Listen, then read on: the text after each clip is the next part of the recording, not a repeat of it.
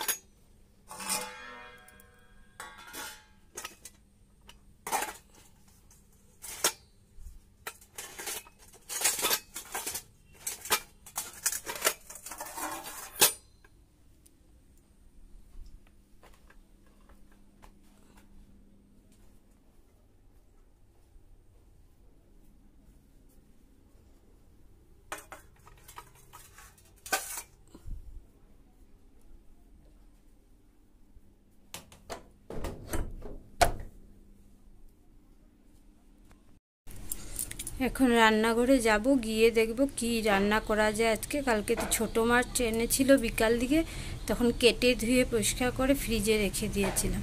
এখন এগুলো ওইটা তো বানাবোই, আর তার সাথে কি বানানো যায় ওটা দেখব। কি প্রথম ব্রেকফাস্ট করে নেব, তারপর রান্নার জোগাড়যন্ত্র করব। তাহলে দেখতে থাকুন। এখানে আম, দুধ, মুড়ি নিয়ে নিয়েছি, মেখে নেব। মেখে ছেলেকে দেবো আর আমিও খাবো। এটা খেলে অনেক সময় পেটে থাকে, চিরা তো খেতে পায় না। এটা খেয়ে তারপর রান্নার জন্য সবজি কাটবো। আজকে সানডে বাজার থেকে বাবা এগুলো সবজি এনেছে, তাই ভাবছি আজকে কী বানাবো। কুন্দুলি ভাজাটা বানিয়ে নেব। কুন্দুলিগুলো উঠিয়ে নিয়ে যাবো।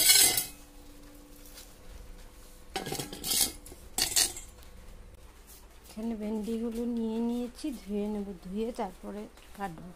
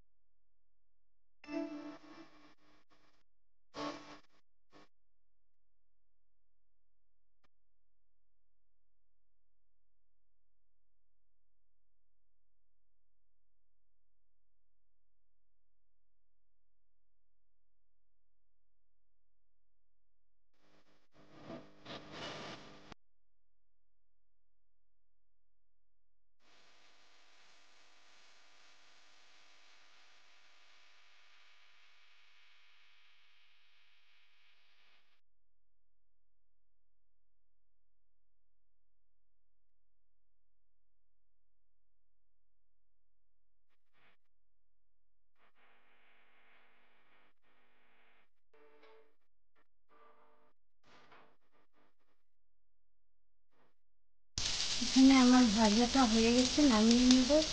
ডাল সিদ্ধ করে নামিয়ে নিয়েছি, এখন কুকারে ভাতটা দিয়ে দেবো। আর ভাজাটা নামিয়ে আমি ডালটা পুরো দিয়ে দেবো। আর এখানে মাছটা আমি জলে ভিজিয়ে রেখেছিলাম, বরফটা কেটে গেছে, তারপর জলটা ফেলে নুন হলুদ মেখে রাখবো।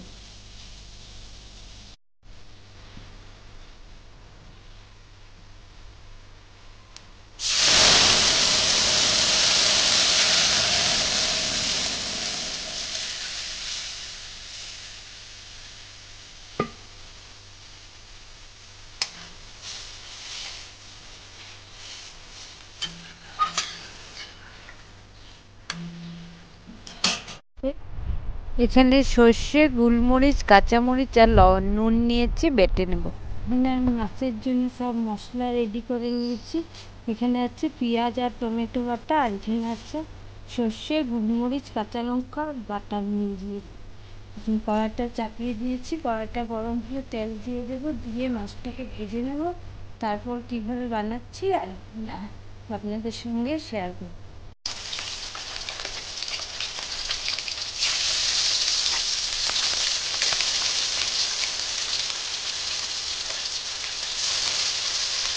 মাছগুলোকে লাল লাল করে ভেজে নেব।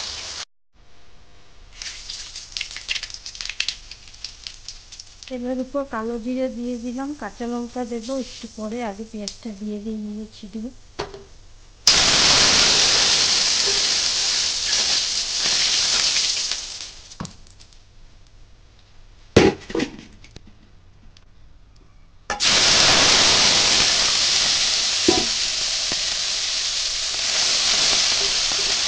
আমি পেঁয়াজ আর টমেটো পেস্টটা দিয়ে দিয়েছি।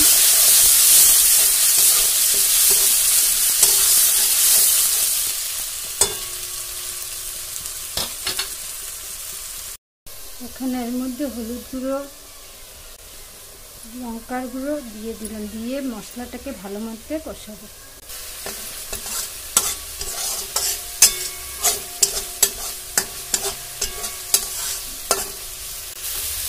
মশলাটা ভালো করে কষানো হয়ে গেছে, এখন সরষে বাটাটা দিয়ে দিই।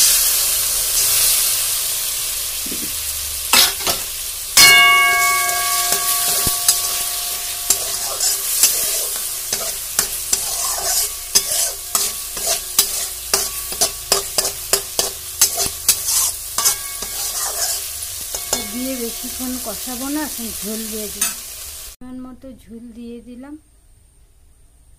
তারপর ঝোলে জাল ওঠার পর আমি মাছগুলো দিয়ে দেব।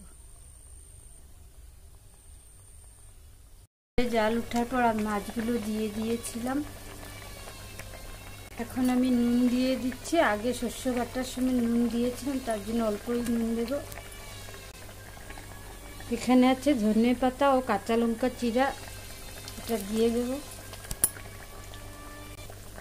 আর অল্প কাঁচা সর্ষের তেল উপর থেকে দিয়ে নামিয়ে নেব।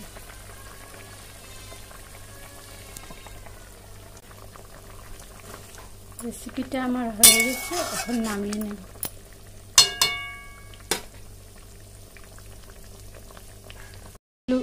লাস্ট লুকটা দেখে নিন আমার রেসিপিটা। দেখতে যেরকম সুন্দর হয়েছে, আশা করছি খেতেও ভালোই হবে। আমার মোবাইলটা খারাপ হয়ে যাওয়ার জন্য ক্যামেরার কোয়ালিটিটা এত ভালো এসছে না, কিন্তু দেখতে কিন্তু খুবই সুন্দর হয়েছে মাছের ঝোলটা। আজকের ভিডিওটা তাহলে এখানেই শেষ করছি। কেমন ভালো লাগলে লাইক, কমেন্ট, শেয়ার, আর নতুন বন্ধুরা আমার চ্যানেলটাকে সাবস্ক্রাইব করতে ভুলবেন না। তাহলে এখানেই ভিডিওটা শেষ করছি। বাই। সবাই সুস্থ থাকুন, ভালো থাকুন, সাবধানে থাকুন।